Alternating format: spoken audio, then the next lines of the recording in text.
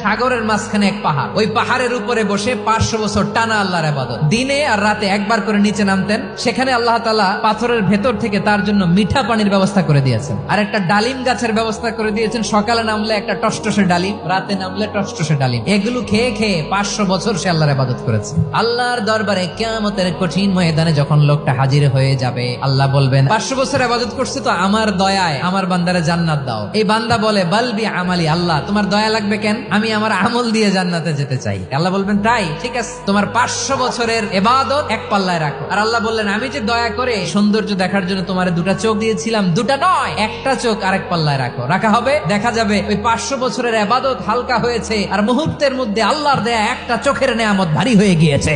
ফলাফল দেখো, হিসাব বলে তুমি এখন জাহান্নামে যাবা, যাও এবার জাহান্নামে যাও। এবার লোকটা কাচুমাচু করে বলে আল্লাহ এবার আমি বুঝতে পেরেছি তোমার দয়া ছাড়া দুনিয়ায় কেউ জান্নাতে যেতে পারবে না।